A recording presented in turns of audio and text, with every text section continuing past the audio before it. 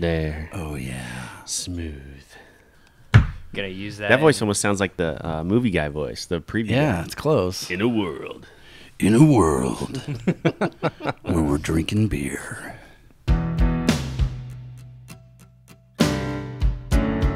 Inspired by the adventures of our nurses, therapists, and techs, A Beer with Atlas is the only healthcare traveling, craft beer drinking podcast. Each week, we'll open a few beers, talk about the brewery and the style of beer, and then dive into some research curated specifically for each episode. In the end, we hope each one sounds like a conversation you'd have with your friends while enjoying a few cold ones.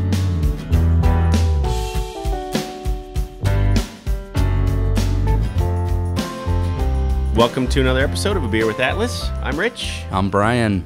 On the box with the knobs and stuff, Mr. Dolan, as usual. I'm excited for this one. Are you? Yeah. Are you a Pulp Fiction fan? Nope. But Never heard of it. But you are a juicy, hazy IPA fan. Correct. There we I'm a go. fan of the size of the container. That's bigger than a normal can. That's a big boy. Yeah, we call that an oil can. 750 milliliters. Yeah. 9.4 fluid ounces, or 1 pint. This is a pint? I feel like it's maybe a little bit more than the pint. Oh, it's 1 pint, 9.4 Yeah. ounces. So bigger than a pint. So you get the pint, and me and Dolan can split the rest. Our new Wait, friends. I didn't sign up for this. Oh, yeah, there we go. Our new friends at Converdia Health Staffing in Fargo, North Dakota brought us this. Brian and his son, Braden, visited us, not to be confused with the Atlas Braden. Yeah. This one is much more subdued. This Braden Oh, is that's cool. way more subdued. Didn't wear a cowboy hat. Nice. They came down to visit us a few weeks back. They do a lot of allied staffing. They do some doctor staffing up there, a lot of per diem, and was looking to start some travel and do some travel healthcare. And so they came down. Steve connected with them somehow, I think, and they came down to our office and visited. And they brought a peace offering of Always helpful. always, right? Right, yeah. And they have listened to the podcast. They are familiar. Even better. And so they brought us from Junkyard Brewing in Moorhead, Minnesota. Yep. Which I guess Moorhead and Fargo are like right next to each other. Across the border. Like Omaha, Council Bluffs, right? Okay. Yeah, just like that. So this is one of the more popular ones that they have there. So they brought us this one. It's called Vince Vega, New England Style double IPA. Yeah. Vince Vega. Dippa. Yeah. A dippa? Yeah. A Dippa. Vince Vega from... Holy cow. Well, you spilled, so that's good. All over my notes, of course. Yep. As always. Yep. Vince Vega from Pulp Fiction, of course. Dolan, have you seen Pulp Fiction? Okay. Have you seen the poster for Pulp Fiction? Okay. Oh, boy. Do you know who Quentin Tarantino is? I know who Quentin Tarantino is. There we go. I've seen bits. I think I've seen the whole thing, but I mean, I was too young to pay attention. Yes, you were. Yeah. Came out in what, 94? 94. Mm-hmm. Yep, that's 3 years before me. Oh, my God. 3 years before Dolan was a glimmer in his dad's eye. Wow. Yeah. We are old, Rich. We are old. Pulp Fiction was just like that was just a part of my life at that time. It's a part of a lot of dudes' lives, Man. I would say. It changed movies for me in a lot of ways. Changed, yeah, a lot. Changed everything. There we go. There you go. Yeah. Just don't. Uh-oh. Oh, crackly. It's crackly. Oh. Don't move. I think it's Dolan. It is. It's definitely me. It's Dolan when he Look, touches that cord. Yep. Like, it's just what's in your headphones. Yeah. So So it's The nearly audio is what fine. you hear is not what they hear. is not what the audience hears. Yeah, we just need new adapters. That's it. I should probably just buy them. They're So like $5. Maybe you should. So Junkyard Brewing is located at 1416 First Avenue North in Moorhead, Minnesota. Open Monday through Thursday, 4 to 10. Friday and Saturday, noon to midnight. Sounds good to me. Yeah. And Sunday, 2 to 10. Those are feasible. I could make that work. Good hours. Yeah, real good. It's a good band name. Noon to midnight. Noon to midnight. Noon to midnight. I could see that. Yeah. I think Blood Trophy is a better... Oh, okay. That's a good name, too. Yeah, that's Depends pretty on your good. genre. That's a of whole tunes. different conversation here. Yeah. Founded in 2012 by Dan and Aaron. I'm going to assume this is Junk. Juhnke. Junk. Junkyard. Junkyard. Can maybe, I don't know. So their first homebrew was called Junk's Trunk, and then other people called it Junkyard Beer, and so the name kind of stuck. Oh man, Yeah. Have you smelled this thing? I have. yet? I want to get into it. Well, let's let's drink it here. And, I mean, this and I'll just keep looks talking. like. Oh man, it looks like straight pineapple juice. Yeah, it does. That's good. Oh, it's juicy. That is juicy. Oh man, That's amazing. that's everything I wanted it to be, That is really, really, really, really good. with a nice little pineapple finish to it. Yeah. Yeah. I could drink that. I could stop talking and just drink this. Oh beer. yeah. Oh boy. Let's just do that. Oh, that's man. not great for a podcast, but Now I've heard Good this. for us. This actually came. If you watch we just had an episode of the Atlas Life not too long ago, where one of our current travelers met a different traveler at Junkyard. Oh, really? And they were talking about traveling, and she's like, you know what? Give me your recruiter's phone number. Maybe I'll call him someday or whatever. And someday came around, and now she's traveling with us. So, Wow, that's awesome. Yeah. So, but they met at Junkyard, and she was super excited about that we were going to do this beer. yeah. Here. So, I am excited to do this beer because it is delicious. So, fruity, juicy. man. Their website says Junkyard is the perfect name because it expresses who they are, unique, local, and with a lot of character, like a junkyard would be, right? Yeah. And junkyards are an interesting place. You never know what you'll find. That's exactly, and that's kind of their philosophy there Yeah. too. I like it. In 2013, they brewed their first batch, and by August of that year, it was available in some local establishments there. They were just brewing out of a place Yeah. there. Summer 2014, they opened a bigger warehouse space, and then the tap room opened in September of 14. So not too long ago, only about 6 years ago, they opened. In 2017, they bought some more equipment, and it still hasn't met capacity yet. So, and that was the most recent update. They said people are still drinking them dry. So That's a good problem to it's a have. really good problem to So have. that would make it one of the older breweries in Nebraska if they were here. That's honestly, true. Yeah, which is kind of crazy to which think is about. super weird. I wonder how that in like Fargo, Minnesota, North Yeah. Dakota area. What if that is one of the older ones up there? I don't know. I would guess so. There wasn't a whole lot there until most recently, so I would guess it's probably one of the older ones. I like the pictures online. I looked at their website a little bit. It looked like almost like an old garage, like a carved garage or gas station kind of that they turned into their tap room or whatever. It looked like a fun place to hang out. In 2018, they opened an additional 1,500 square foot taproom expansion. Yeah, So it was so good they expanded. that's That's a good thing. I would think that would be a place that you would want to go hang out from noon to midnight. And drink Vince Vega. Yeah, but I don't think you can all the time. I don't. You know what? I It don't. wasn't know. on one of the regular staple beers. It looked like wasn't. I couldn't find it on their website. It's hard for me to not to talk and not Yeah. just drink this beer. It is weird how we just gush about them sometimes, but really, this is probably one of the better New England styles that we've had. I think so. There's just the tiniest amount of bitterness at the very end for me, It's perfect for me. but it's enough to like slap you around a little and remind you you are drinking an IPA, a double IPA, A double IPA, no less. which is probably what we're getting, and I want to get into that a little bit because I wanted to remind us we've done a couple of double IPAs in the past, but it's been 50 episodes almost ago. So I wanted to just remind everybody kind of what they are and what the rules are. Yes. And really what the rules are is there are no rules. It does not mean double the amount of everything. We're not talking 15% IPAs, normal amount of hops times 2. Right. No. It's not necessarily that. Okay. It's just a kind of a cute way to say more or extra. Okay. The kids say extra now, or at least they used to. Is that how they say it, Dolan? Is that Yeah, Extra. you're extra. Yeah. So this is an extra IPA. So there's a little bit more. So we're probably, I don't know, you probably have the stats, but I would guess around 10% for this. The 8.1. Okay. Yeah. So it's more than a standard, but low on the ABV level for a double IPA for this one. They have to be at least 7%. To be a double. Yeah. So this is just barely that. Yeah. Interesting. But most of the IPAs we drink are usually in the 6 ranges. So to get it to the double standard isn't very much more. So that's why it's kind of a funny name.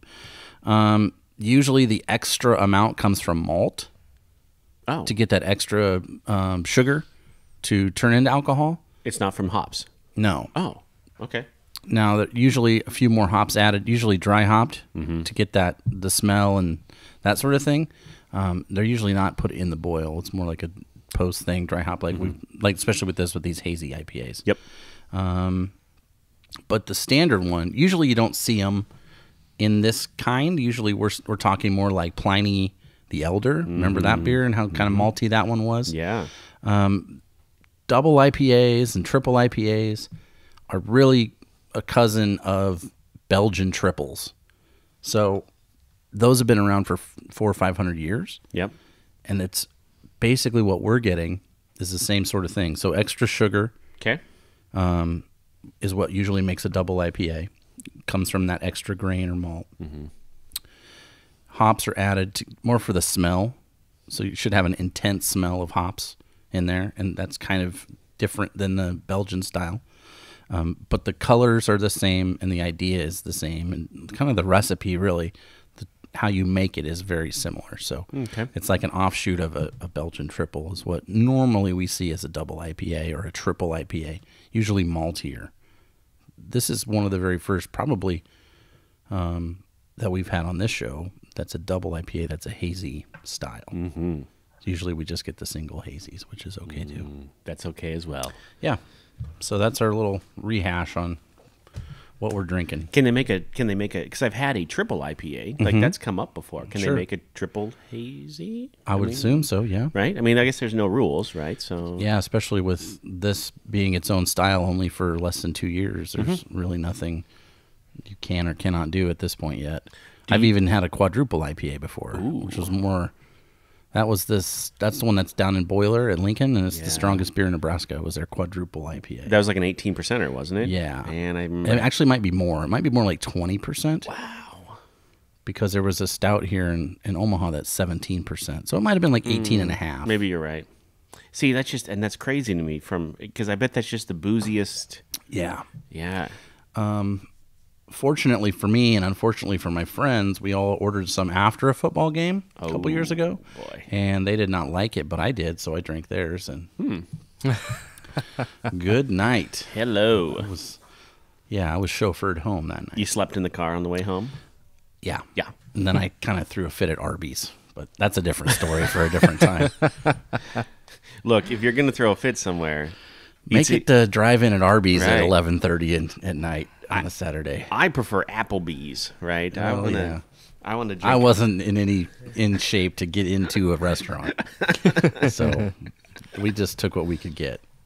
I hope beyond hope you did research on Vince Vega. I did, but also what I did, because that's predictable. It's the name right there, right? Of course. And I thought, well, yeah, I'll get into that a little bit. But also what I wanted to get into was a little bit of 8-bit stuff. Because as you can see on the logo, and there's like a Nintendo cartridge and some 8-bit imagery. And so I wanted to get into that. So I will delve into that first. I'm going to make you wait. Oh, that's fine. On the Pulp Fiction stuff. That's fine. Because I want to get there too. But 8-bit changed my life too, right? Nintendo. Yeah. So they call it the 8-bit era in gaming or video gaming, right? And from what I could tell, there wasn't I thought I would just Google this and it'd be, here's the information you want. And it wasn't that way. So I had to kind of read a bunch of different articles and mash it up. So this might not be as accurate as I would like it to be. Okay. But we'll see. So started in 1983 is what they say with Nintendo, and that was in Japan. They had not a prototype, but a version of Nintendo there that looked a little different. It was red and white, I think. Yep. And it had like a side slot for your game. Kind of stuck it into the machine. Did you have the name for it? No. Famicom. There you go, Famicom. And then Super Nintendo was called Super Famicom. I mean, that makes sense. So somewhere along the lines, they not only rebranded it, but redesigned it to make it look like a VCR. And that's the version that we are probably mostly familiar with. With the front loader and the cartridge. And because I never thought of it before. You'd have to put it, But it is like a VCR. Yeah. Back in the day. And that was like a huge thing at the time, was like home video entertainment, like renting movies. And I remember Dolan, this is going to be crazy for you, but we used to have this machine that you'd put a videotape in, and you push it down, and it would rewind the tape for you automatically. I had one of those too. There you go. Yeah. There you go. So that thing was amazing. Or I just used the pen from the junk drawer. Oh, you could do that, I guess. Yeah. But you'd get a fine. Be Please kind. rewind. Yeah. Be kind. Rewind. Weird movie, by the way. Really? That was a movie? Mm-hmm. Oh. Yeah. I just like one of those stickers they used to put on the VHS, right? Yeah. Be kind, rewind. Yep. So that's kind of probably on purpose why they redesigned it to look like that, because those things were popular and hot. They were popping. Well, Atari, you plugged it in the top, right? I mean, for those of you that remember Atari, the cartridge went in the top. Sega was similar. Sega. Yeah. That was a similar sort of style. That was my first Sega. Well, I had a Super Nintendo and then a Sega. So I don't know, or maybe it was the other way around. You would have had the Genesis first. I had the Genesis, and then you would have had a Super Nintendo. Yeah, that's what I had. So one of my fondest memories of my dad, who passed away years ago, we were playing. He had no idea, and he didn't interact with us much, and he didn't understand this kind of stuff. He was kind of the curmudgeon that didn't understand. Yeah. But at some point, he saw the Sega commercial, and we were playing. It was probably Super Nintendo. Quite honestly, it's probably Super Tecmo Bowl. Yeah. And he came in and he just watched us for a second, and then he, out of the blue, he goes, Sega! So, and then walked out. So he had the wrong console, but the right idea. He tried. Yeah, that's what There you chalked go. that up. Yep. You know, dads, I don't know. We're not always cool. But usually we are. Ask my daughter out there. She would tell you. She saw you as you walked in while we were drinking beer. She was just like, oh, boy. She looked down and didn't make eye contact. She probably texted your wife. Yeah. All right. So, Sega. We talked about Sega just a second ago. Nice Sega way. Sega. Sega way. Boo. Dad joke. Good job. So, they had an 8-bit sort of situation too. It came out in 1985, and Atari released the 7800 in June of 84. That's right. So those were all different consoles that you could have had to play 8-bit style games. Now, I never saw any of those. My friends only had Nintendo. I don't think in Lincoln, Nebraska, we were getting a whole lot of Segas in 1985, maybe. Yeah. But I never saw one. My dad, my friend Lee Clark had a rather absentee dad. Okay. Who would only pop into his life every once in a while. Sure. And bought him an Atari 7800. Yeah. Right? With remember the paddle control, and he had like Super Pac-Man. Yeah. But like it was so expensive that his mom wouldn't let us touch it. Like we couldn't play it. The video game console you couldn't play? We only had to just like admire it from afar. Like, oh, look, there's that 7800. Look at that. Don't plug it in. Don't touch it. You break Golly. it. Wow. I don't think this is true, but it said one of the stories I read was some of the first games that were available in this format was Donkey Kong Jr. and Popeye, which I remember playing. Popeye was not a great game. It was basically what made this happen was the Intel 8008 processor. Okay. That's the first one that was available to run this sort of like graphic card and make the images work. Okay. And that was way back in like 83, 84. And then they made improvements and changes, and it was all for like another 10 years where they were really using this sort of stuff. Gotcha. I wrote down some, they called Milestone Titles. So some of the first games or some of the most popular ones. And I'll hit you with these. One of them was called Alex Kidd in Miracle World. Yeah. That was a Sega game, which I didn't know nothing about. And I did not know Alex Kidd was the first mascot of Sega. That's what it says. That I didn't know. I have no idea. But I remember the game. I only remember Sega as Sonic. So I was a Nintendo family. We were not a Yeah. Sega family. that was the same way. Way back in the day, we're talking early 80s, they had their first Dragon Ball game. Was in an Atari game. Really? Yeah, so like the Dragon Ball I've heard about has been around since I was a kid, like 5 years old. You're talking like Goku and... Yeah. Really? Yeah. All started all the way back in like 84, I think I found a story about it. That was on Atari, you said? Sega, I think? Sega. Yeah. Okay. I wonder, because I had a Dragon Ball game for my Game Boy Color, but it had the Sega logo on it and everything like that. Weird. That would have been mid-90s probably, huh? Probably. Because Game Boy came out in like 89, I think I saw. Game Boy Colors we were selling at Toys R Us, so that would have Yeah. been mid to late 90s. Yeah. because the first Game Boys were all black and white stuff. Yes. Another game that's still around today that started way back then in this 8-bit days is Final Fantasy. Yes. And also Metal Gear.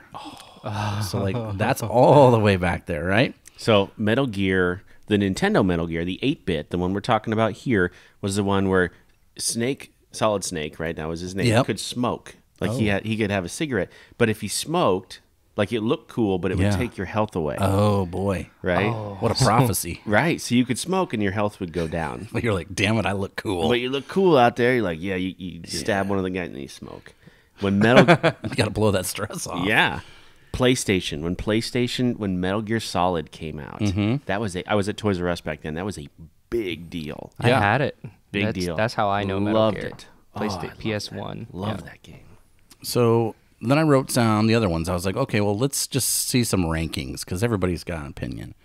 So I wrote down one of the most read and most current stories about 8-bit games, the best ones. Okay. So this was just published on March 10th of this year. Oh, okay. So we're talking real current. Not too long ago. So I wrote down some of the best ones. These were for Nintendo specifically because this is what I was familiar with, and so were you. Vice Project Doom. They said this was a great action-adventure game. Okay. Never heard of it. Contra. Yes. We know about that one. 100%. Jackal. Yep, Jackal. I remember that one. Jackal was almost like a knockoff Contra kind of.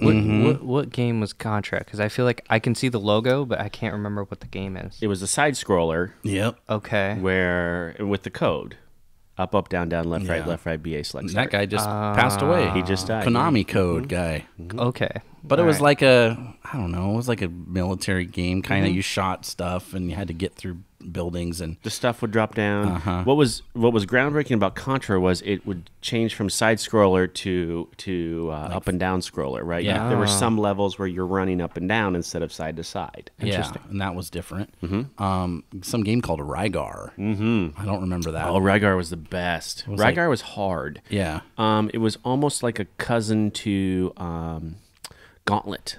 Oh, okay. Remember Gauntlet? Yeah. But Rygar was a side scroller. So then here's some of the other ones I wrote down. And some of these games I actually played and had, but this one I didn't, and I'd never even read about it before. Maniac Mansion. Castlevania. Oh, I love Castlevania. Castlevania. Castlevania 2 was, oh my God. Simon's Quest. Yeah, Simon's Quest. I had that game. That was one of my very first Nintendo games. Did you get stuck and then you had to like hold the stone and kneel down on the thing and the thing would take you away? I probably never even made it that far. Oh my gosh. Hours, man. Hours. I just remember, like the fireballs. Yes. Like from Castlevania. And then there also was a Castlevania 3 that was very popular. Ninja Gaiden. Yeah, Ninja Gaiden. That one, Gaiden. Yeah. Oh my gosh. You could jump on the walls from side to side to side. Like that was the first one where you could jump, but then you would kind of stick to the wall for a second, and so then you could jump up, bounce off higher and bounce, like in a ninja. Metroid. Oh, yeah. Yeah. I played a lot of that. This was one of the most popular games, but it was one of the very least purchased games, which was Duck Hunt. Yep, I played Duck Hunt. Because it came usually standard with, it was that and Mario. When you got the gun, right? It was on Atari too. Because for Christmas, my second cousin has an Atari, and we would play Duck Hunt. Maybe it wasn't on Atari. Duck Hunt and 007, like the old, the 007 game. I'm trying to think of the GoldenEye. That was N64. N64. Yes. I'm pretty sure it was on Atari. It wasn't before that, man. GoldenEye was Nintendo 64. I'm gonna look it up. I will bet you a lot of money. Yeah. I will bet you your second pour of GoldenEye didn't come out till like 94. Like the movie 64. itself. Yeah. Was like in the mid-90s. Yes. This game I played once in a while. It was called Kung Fu. In Japan, it was called Kung Fu Master. It was like 3 levels, and it was just a side scroll back and forth. In 1987, in the summertime, I was in the hospital here in Omaha. I have a leg disease. Okay. Same thing that Bo Jackson has. So like, there's not enough blood pumping to my hip. Okay. And I still have I have bad arthritis. So if you ever see me walking around like limping, that's why. I don't even know. But because of that, I had some treatments in the hospital. I was in traction in bed for over 2 weeks, so I couldn't get out of bed. Wow. So in 87, they had a TV cart like you'd see at school that rolled in there, and it had a Nintendo, and I didn't have a Nintendo yet. Really? And that was the first time I ever played a Nintendo, and I was terrible. And they had 2 games, and that was one of the games. It was Kung Fu. So I remember would have been, 8? I was 8 years old. Yeah. In the hospital, couldn't get out of bed, playing Kung Fu, and just getting killed every chance because I was so terrible. Okay, so it wasn't GoldenEye. It was just 007. James Bond 007, 1983, Atari. There you go. It was a side-scroller. So I still say I win. Yeah, I agree. I'm gonna take. You're right. I remember GoldenEye off the GameCube. I never played it on Nintendo. So I took your second pour. That's a good punishment. Kid Icarus. Yeah. Would turn you into the eggplant. Yeah. Pitt was the guy with the arrow. There you go. There was a DuckTales game. I don't remember this. There was, yeah. But there was one of those. Tetris. Yeah. Yep. Very popular. As much as Tetris was popular on the Game Boy, but there was, yeah. Yeah. Absolutely was. Excite Bike. Yes. I still play that at Beercade every once in a while, which is fun. That was, you could build your own track. You could, Oh, yes. it's the best. Tecmo Super Bowl, Yep. which was great. I personally blame Tecmo Super Tecmo Bowl, right, for me not graduating from college. Oh. So I lived in a very large house with a bunch of dudes, and we had leagues. We had a league. Like, this is before like fantasy football. Sure. We had Tecmo Super Bowl, and we each had to choose a team, and you could not be the Raiders or the Niners. Yeah. Because of Bo Jackson and Jerry Rice. Yeah. Unstoppable. And so when it was your turn to play, you had to play. So if it's 3 o'clock in the morning, you got to play. If it's 3 o'clock in the afternoon and you have class, you have to play. Wow.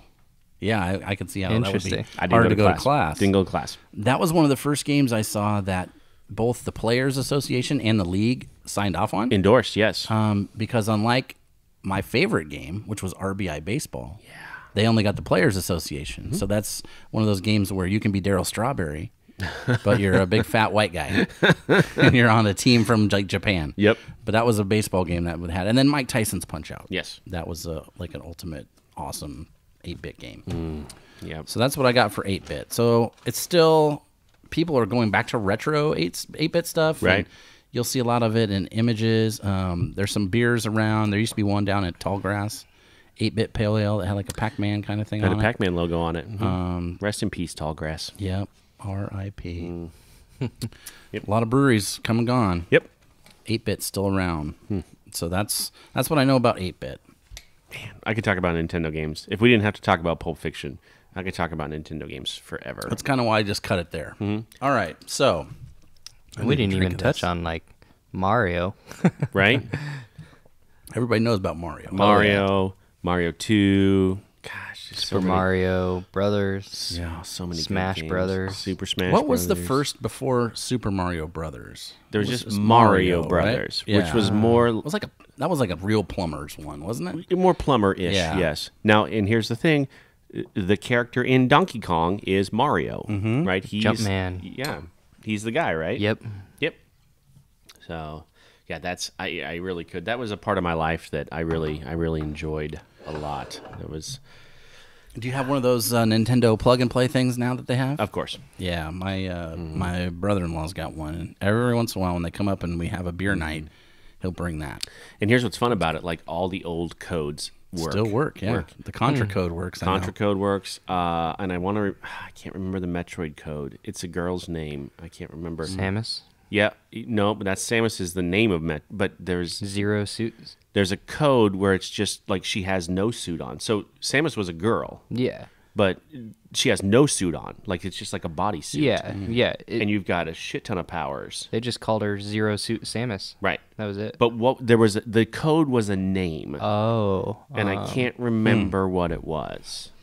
And I got something else here. I looked up on my phone, so I bet Mr. Phil Sweeney would know. he would totally know. When did they was it right away that they showed Samus was a girl? No, it didn't come out till the code came out. Okay. You just assumed that Samus was a dude. Was a guy, right? And then the code came out, everybody used it, and you're like, oh, this is a girl. Like, it's, holy crap. Wow. Yeah. Yeah, because I had I'm going to look it up. I don't remember which one I had, but I had Metroid on my Game Boy Advanced. Actually, it was an advanced game, and I played the whole game, and then she lost her suit somewhere in the game, and I was like mind blown. What? Because it was like mid game, so I'd already put like hours into this game, and then not like lost her suit into like a nerdy scandalous way. Yeah, Yeah, no. no. Like, yeah. Oh, like she got captured, and then she like woke up, and they had her suit on the other side, and you had to work your way across, and to get it. The code was Justin Bailey. If you Justin typed in the Bailey. code Justin Bailey, then you would get Weird. Samus in the Wonder why. in the Zero suit? Yep, exactly. Just because it was like some dude that coded the game. Again, it's everything. Wow. You have everything but the ice beam. So like like you're loaded. Did you have the whip? You had everything. Oh, okay, Everything. nice. Okay, so 0 suits and whips. All right, I'm in. And it wasn't anything sexual. Oh, No, it wasn't. It was just you were kick ass at the game. or you weren't. Yeah. Yeah. Okay. Yep. All right. So Vince Vega. That's what this is called. Yes. Probably to avoid copyright suit, because his name is actually Vincent Vincent Vega. Vega. Vincent Vega. So we're gonna get into it here. You know who he's the brother of? Actual Vincent Vega. Yeah. No. In the movies, No. he's the brother of Vic Vega, who is Mr. Blonde in Reservoir Dogs, Michael Madsen's character. I think you just told me something that blows my mind. They in Tarantino's No. world, Really? they are brothers. Get out of here. Yeah. I didn't know this. Yes. So they were brothers. Wow. And in fact, the character was written, Vincent Vega was written for Michael Madsen to play as well, because they were going to supposedly be twin brothers. Whoa. But Michael Madsen couldn't take the job because he was shooting a Western, which I wrote down, Wyatt Earp, which I've never seen. Kevin Costner, I think. Yeah, it was good. It's good, but it's not Pulp Fiction. Not as good as Tombstone. So- but Yeah. Yes. So it's like the second tier. So, yeah, Michael Madsen does that instead of Pulp Fiction. And that's how Travolta gets the part. Holy Because cow. Michael Madsen's like, oh, I'm doing this Western. wow. So that's, so they're connected. Also, you know who else wanted to play the part? Daniel Day-Lewis. He's like pleaded with Tarantino to have the part. That would have been interesting. It would have been interesting. Yeah. But Travolta got it. And it was like his renaissance, basically. His comeback. He is Vincent Vega, though. He is now. Bacon tastes good. Yeah. And they Pork have like chops taste good. They have like, I love that gif of him like confused. Where he's, like, he's looking looking around with the coat on his. Yeah. So that's pretty sweet. So I wrote down just a few things that kind of reminded me of him in the movie, just to tie in with the beer, and then you and me will talk about it, and Dolan will look like he knows what's going on. Toilets in the movie. Toilets. Toilets. Turlet. They were bad luck for him. They are bad luck. And I didn't really put it together until I was reading this article. So we'll get into it. So the first time he goes in, he's a big proponent of taking his time. So he takes a book in. He likes to read a book. And we're talking about a sit down on the toilet, Dolan, not a stand up job. So Right. this is Oh, okay. As my time son would waster. say, it's a number 2. yes, number 2. So the first time he goes in there to do that, I think he's at that house. He's at Mia's house. He's at Mia's house. Mia yes. Wallace's house. And that is Uma Thurman's character. And he comes out and finds her basically almost dead on the floor. Pretty much dead. She had, spoilers, found his heroin and thought it was cocaine, and snorted a whole bunch of it and just boy. OD'd. Blood coming out of her nose, snot. And, Yeah, it was bad. So he has to take her to his dealer's house, and he gets the adrenaline shot right in the heart. Prank call. Yeah, to keep her alive. Yep. Which they shot that in reverse. Really? So when he stabs her, Yeah. it's actually what they really did was they started in her chest and then went and shot it backwards because they didn't want to miss. That's awesome. So they had to start it. They started it already in her and then shot backwards. So that was interesting. The second time, now this is chronological in the story, but not in the movie. Correct. Because there's some time jumping back and forth. The second time is he's at the diner, Yes. and then he comes out, and it's getting robbed. Right. When Tim Roth and Roseanne Arquette, I think. So Pumpkin and Honey Bunny, Pumpkin and Honey Bunny. they're robbing the place. You haven't seen this movie? No. Gosh. Your homework assignment this weekend is to watch this movie. Watch Pulp Fiction. Oh my gosh. Yeah. Yeah. And the third time is his last time. Yes. Unfortunately. Spoilers yes. for a huge spoiler. 25-year-old movie that Dolan hasn't seen. He gets blown away by Bruce Willis, his Yep. character Butch, with a shotgun. with a shotgun that he left there. That he left there. His gun. Yeah, he's like, oh, you know what? They're going to be a while. I'm just going to go drop this deuce. Do you recall whose apartment it was? It was Butch's. Was wasn't it Butch's Yeah, apartment? It was, but they were looking for him. Oh, Butch went back to get his watch. The Christopher Walken watch that had been jammed up his butt for a while. Gosh, that was so good. Yeah. And then he comes out and he's got the gun and blam. Uncomfortable hunk of metal. Yes. Yeah. Right there. God damn. So basically, it's amazing. And he's like one of the all-time characters. And it's very quotable. Oh, So what I did, we don't curse a lot on here, and so I've really tried to. But every one of them, right? I mean, it's every one of them. but you know what? I found one that doesn't really have anything. Oh, never mind. Sam Jackson's got some good lines in this too. This was the first time I This really is- saw Sam Jackson. A lot of big name people. Oh, Samuel Jackson. Oh, yeah. Point the gun at me, Yolanda. Point the gun at me. I can hear it in my head. I mean, the whole part about when they come in and the guy's eating the hamburger and I'm going to take a drink of your... Yeah. Oh, my goodness. The Big Kahuna Burger. The Big Kahuna Burger. So that's a fictitious Hawaiian-themed hamburger joint that is in almost every Tarantino movie. I thought it was a real one now. I No. thought somebody Well, maybe opened it is one. now. Okay. But back at then the time, it was fake. But it was in... yeah. It was in the one we talked about. I can't think of it off the top of my Reservoir head. Dogs. It was in that. It was in this one. It was in From Dusk Till Dawn. Yes, it was. They're eating it after the heist or whatever. Oh gosh. It's in... There's another one that it's in. Is it in Jackie Brown? It might be Jackie Brown. I wouldn't doubt it. So I wouldn't it's all doubt it. tied together, always. That's a tasty burger. So I'm going to do a little... reading here. Oh yeah. And then I will do my bad impression of it afterwards. so I picked out one of his speeches that I really liked. And then we can kind of reflect on Ezekiel 25:17. I went with Vincent. Okay, So you're right. I This stuck is- with him. So this is what I think of when I think of Vincent Vega. Right? Okay. All right. So Jules, played by Samuel Mr. Jackson, with his curly hair, Yes. he wants to know about his recent trip to Amsterdam. Oh yeah. And Vincent says, yeah, it breaks down like this, okay? It's legal to buy it, it's legal to own it, and if you're the proprietor of a hash bar, it's legal to sell it. It's legal to carry it, but that doesn't matter because get a load of this. All right? If you get stopped by a cop in Amsterdam, it's illegal for them to search you. I mean, that's a right the cops in Amsterdam don't have. And Jules says, oh, man, I'm going. That's all there is to it. I'm fucking going. And he says, I know, baby, you dig it the most. But you know what the funniest thing about Europe is? And Jules says, what? What? It's the little differences. A lot of the same shit we got here, they got there, but they're just a little different. And Jules says, example? Question mark. All right. And now this has come true, by the way. This is me talking. Yeah. This was kind of like a prophecy. Okay. When you go into a movie theater in Amsterdam, you can buy beer. And I don't mean in a paper cup either. They give you a glass of beer. And in Paris, you can buy beer at McDonald's. And you know what they call a quarter pounder and cheese in Paris? They don't call it a quarter pounder with cheese? No, they got the metric system there. They wouldn't know what the fuck a quarter pounder is. And he said, Jules says, what do they call it? They call it a Royale with cheese. Royale with cheese. What do they call the Big Mac, says Jules. It's not called the Le Big Mac. Big Mac's a Big Mac, but they call it Le Big Mac. Le Big Mac. Le Big Mac. And he says, what do they call the Whopper? He said, I don't know. I didn't get into a Burger King. But you know what they put on French fries in Holland instead of ketchup? And Jules says, what? Mayonnaise. Mayonnaise. Jules says, God damn. I seen them do it, man. They fucking drown him in it. And Jules says, ugh.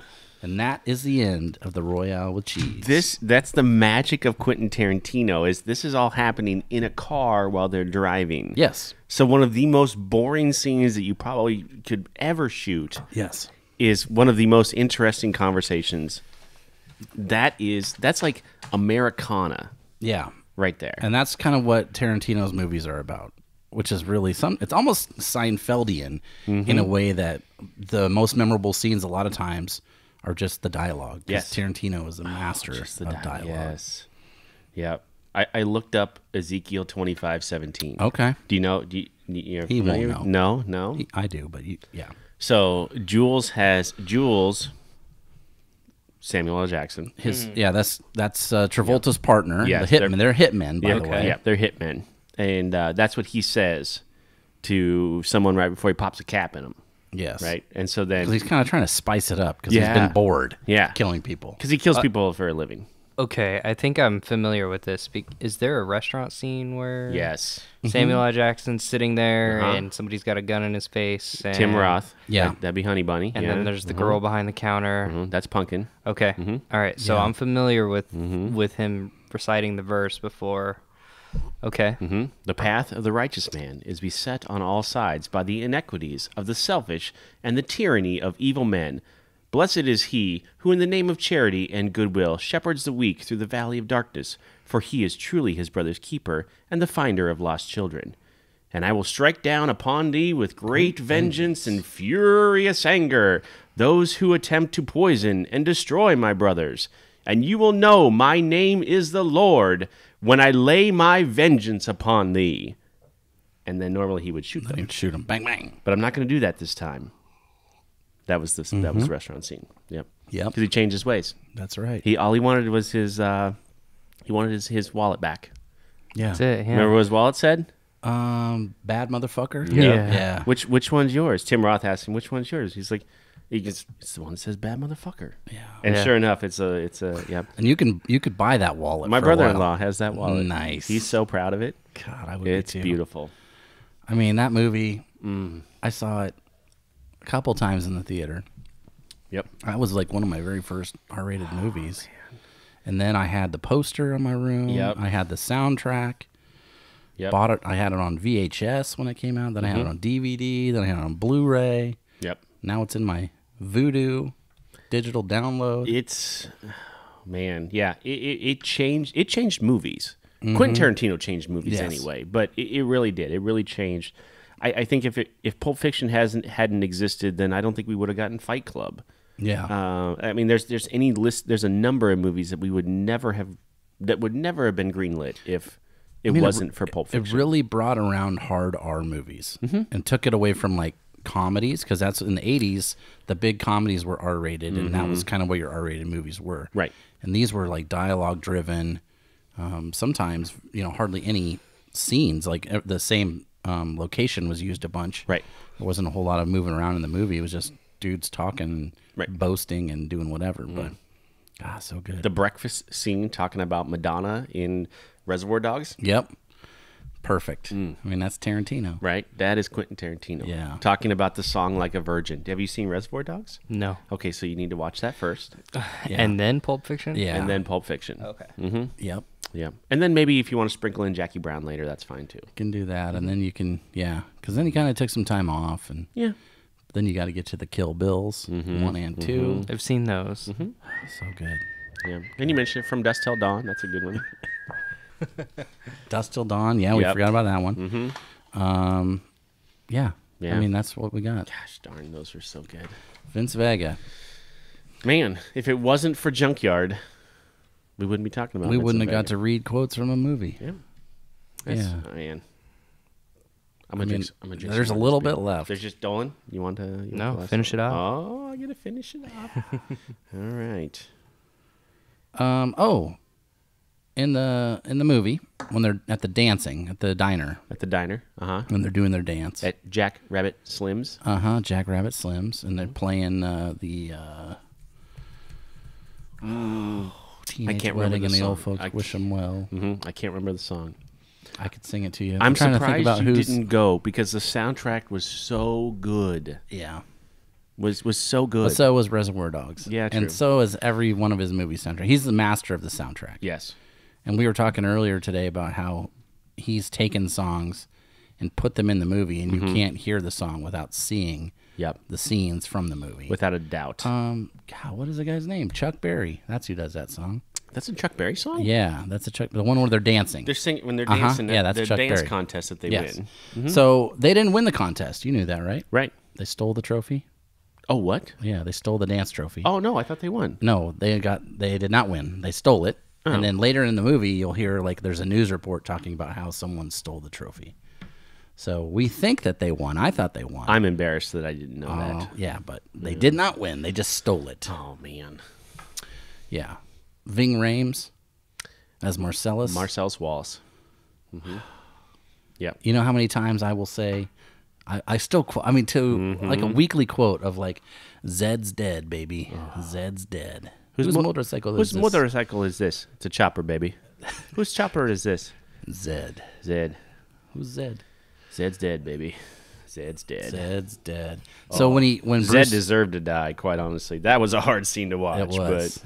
But when Bruce Willis gets out and he goes back to kill those dudes, all the things that he picks up are homage weapons to Tarantino's favorite movies. You're right. So we got the chainsaw from Texas Chainsaw Massacre. There's something from, what's Friday the 13th movie? Does he pick up a machete first? Does he have a machete or a shotgun? He has a shotgun at one point, and he puts it down, and then he picks up like a big bat. That's from some movie from the late 70s. Oh. Then there was another thing he had. Maybe it was a machete. That's Jason or whatever, part 2. Mm-hmm. He puts that down, and he has a chainsaw. And yeah, puts that down, and then he ends up on the samurai sword. Yeah. I'm not going to tell Dolan what happens in that scene. I want him to experience that like we all experienced it. When Ving Rhames is at his most vulnerable. Oh yes. And that hillbilly's just doing what he's doing. Going to town. Man. Woo. Look at Dolan just what a movie. Can't wait for you to come back and say that you watched it. After you watch the movie or before you watch it, maybe get a couple beers. Wake him up. Okay. And then enjoy the movie. Mm-hmm. Yep, exactly. Oh, so good. I'm gonna have to rewatch that too. Yeah. Oh my gosh. So all right, well, man, as much as I enjoyed this trip down memory road, let's circle back around to Junkyard Brewing. Okay. TripAdvisor says 4.5 out of 5 on 85 reviews. Number 2 thing to do in Moorhead. Is Moorhead College number 1? Maybe. Go to school? Yeah, maybe. Go to school, drink beer. Boring. That's what you do. Just drink beer and then go to school. That's what you do. Untapped. Oh man, I'm probably gonna go on a 5 on this thing. I'm not joking. Wow, it's so 1,174 check-ins. Pretty good. Not bad. Not bad for like considering there's only like 80 reviews or whatever. What you said. Yeah, 1,174. I would say it's gonna be like 4.18. 4.2. 4.15. Wow. Close. What is that? 3 beers in a row now? You've been very close. Really close. Yeah. Under a point away. I'm gonna go a solid 4.5 on this. Yeah. Probably one of the best double New England styles I've ever had. Oh yeah, for Super sure. good. For Super good. I wish we had about 3 more of these big old cans. Yeah. So Brian and Braden, if you're listening, which I hope you are. Yeah. Thank you. Our address is 11159 Mill Valley Road, Omaha, Nebraska 68154. Yeah, we'll drop it in Vince the comments Vega, too. Please, thank you. No, please don't mail. You can't necessarily mail beer. I'm not asking you to mail beer, but if you do, just say it's barbecue sauce or I don't know. Yeast samples. That's what I do for homebrew. Yep, did you catch this little nugget? 8.3%. Okay. Was packaged on January 8th, and underneath that it says R.I.P. Marvin. R.I.P. The guy that got shot in the back seat. Marvin. The bump. He shot Marvin in the face. Yep. Dude. Little bits of brains. Yep. I'm a race car in the red. And I'm just saying, you don't want a race car in the red. Don't mess with me. I'm a mushroom cloud laying. Yep. Right? Yep. That's right. You get your ass back here and you clean up the brains. Yeah. Yes. And they got to call in the cleaner. Wolf. And they call in the wolf. Yep. Harvey Keitel, man. Oh, gosh, the wolf. What I'm watching it this weekend. Yeah. If nothing else, we'll watch this movie. Perfect. All right. Well, again, Brian and Braden, thank you so much. This was an awesome beer to have. Junkyard, man, they can do it. If this is any indication of what they have going on up there, boy, oh boy, I'd like to get up there. There are they brought us a number of them. This is the only one I thought we should do just because of Vince Vega, but there's a couple back in the fridge back there. We might be able to sneak a couple. We're going to drink a couple this afternoon, right, probably. Sounds good. As we're working. Sounds very good. Brian, we're not going anywhere for a while. Let's have another beer. Thank you for listening to A Beer with Atlas. Special thanks to our brand team for producing the show. Each episode of A Beer with Atlas is powered by Atlas MedStaff, an industry leader in travel healthcare staffing.